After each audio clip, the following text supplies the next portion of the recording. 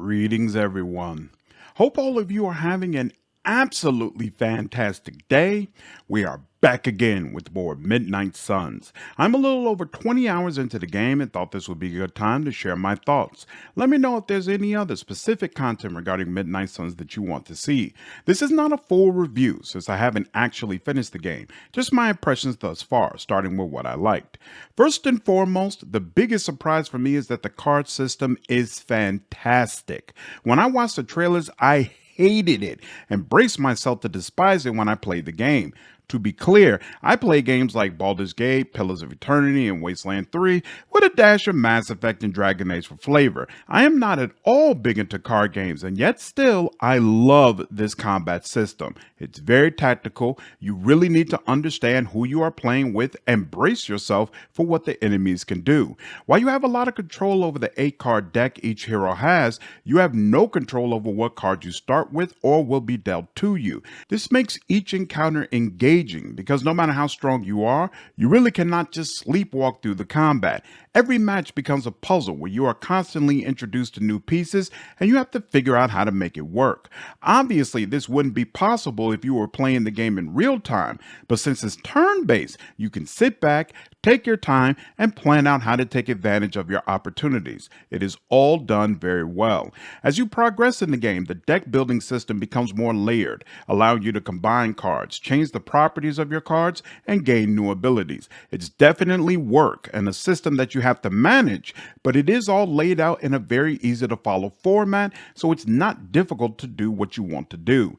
The visual representations of what your cards do are also fantastic across the board and help to make combat very engaging. Whether it's Blade slashing across the screen, Captain Marvel taunting groups of enemies, or Spider-Man swinging objects into foes, it just all looks phenomenal and makes the characters feel like superheroes. Perhaps just as importantly, Midnight Suns makes great use of sound, and all of these moves sound just as powerful as they look. When Blade launches himself through the air and I hear his sword viciously slice through an enemy that immediately falls to the floor, it just all feels outstanding. The focus on sound extends to the voice acting talent as well. There are several well-recognized names who have shown up to help bring these characters to life. Yuri Lowenthal and Steve Blum return to their iconic roles as Spider-Man and Wolverine respectively. Matt Mercer from Critical Role fame voices your main character if you choose a male. Laura Bailey, also popular from Critical Role, is solid as the X-Man Magic. They all do great work, but honestly, the most standout performance so far has definitely been Michael J. White as Blade. Absolutely fantastic casting, and he fits that character perfectly. When you are finished with combat, you come back to the home base, which is called the Abbey. This is where you can customize your card decks, talk with different heroes, train, and a bunch of other different options. There's some pretty serious weaknesses with this system that we'll go over in the next section, but honestly, overall, I do like it. I appreciate that Firaxis didn't want us to have an experience that was all based around combat. I really enjoyed the dialogue systems in games like Dragon Age and Witcher, and it's clear they try to replicate some of that success here, and even though they didn't succeed, I do appreciate the attempt. The grounds around the Abbey can be fully explored, and they contain a lot of notes about your history and the perspectives of some other characters. The vast majority of that content is optional, so you don't have to indulge in it if you would prefer to move on to the next fight. Quick note before we get into what I don't like so far about the game. If you enjoyed this video, I would really appreciate you subscribing and hitting the like button. I use this information to tell me what kind of content the community is enjoying, and it helps my videos spread to more people. I really appreciate all of the support. All right, now that we've talked about what I liked, let's discuss what I don't like so far. I hate the way this game handles difficulty. Boss battles are difficult because you have to down a boss multiple times before the fight will end, meaning you can face Venom, get his health all the way down, and then he'll just stand back up and keep going on his next turn. When this happens, the landscape doesn't change, he doesn't get new abilities, it's basically the exact same fight, just longer. This is a consistent mechanic with all of the supervillains and comes off as a very uninspired way of challenging the player. In addition, reinforcements constantly flood in during fights. You'll wipe out a group of 6 soldiers, and then the next round 4 more will run into the room. This again is a mechanic that is used throughout the game, and it also comes off as extremely uninspired.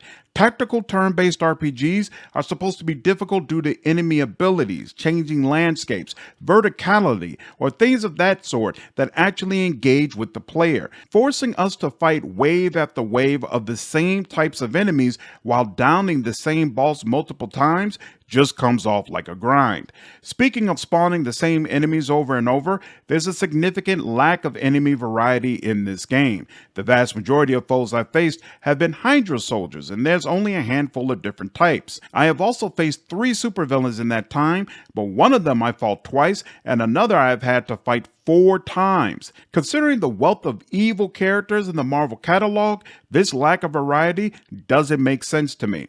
The combat environments are very constrained. You almost never move from the area you start in, and there's no verticality. When I live streamed this game, one of the viewers described the environments as cluttered because it's basically all the characters along with a bunch of environmental objects packed into a small space. I think that's a pretty accurate description, and it never really changes. So even though the card system is fantastic, there are some other elements in the game that keep combat from being as great as it could be. The other big issue with the game is that the dialogue is terrible. Whether characters are arguing, joking around, explaining magic, explaining tech, training, or whatever it is they do, the dialogue is juvenile and awful. Pretty much across the board, characters are poorly written, and unfortunately, that bleeds into several areas of the game and makes them worse than they should be. Now, please note I differentiate between dialogue and tone, which are honestly both problematic here, but for different reasons. The dialogue is terrible because it's extremely juvenile, and rarely do you feel like adults are having a conversation with each other, even when it's clear that's what the game wants to portray. The tone of this game is also the juvenile Guardians of the Galaxy type of fluff that you have probably experienced if you've seen recent Marvel movies. That stuff works great for James Gunn, but it's terrible here because there are several characters who don't fit that sort of tone. The temperament of heroes like Iron Man, Captain America, and Spider-Man is pretty much on point because the tone fits them perfectly. Meanwhile, Blade, Ghost Rider, Magic, and other characters who are meant to have more of an edge come off as Nickelodeon versions of themselves. Essentially, the heroes feel like different shades of the same person instead of completely separate personalities, viewpoints, and mannerisms. That's acceptable in a game where you really talk to the characters, but if you engage with all of Midnight Sun's systems, you can honestly spend a considerable amount of time having discussions with the characters. It's gotten to the point that I quickly read the subtitles to skip through the vast majority of this dialogue because watching it's just not a good use of my time. That wraps up my initial impressions thus far of Midnight Suns. I'll come out with a full review once I have completed the game. Hope all of you have enjoyed this video. If you did, please leave me a like, share this content, and subscribe to the channel if you haven't already. I will see you all in the next video. Take care.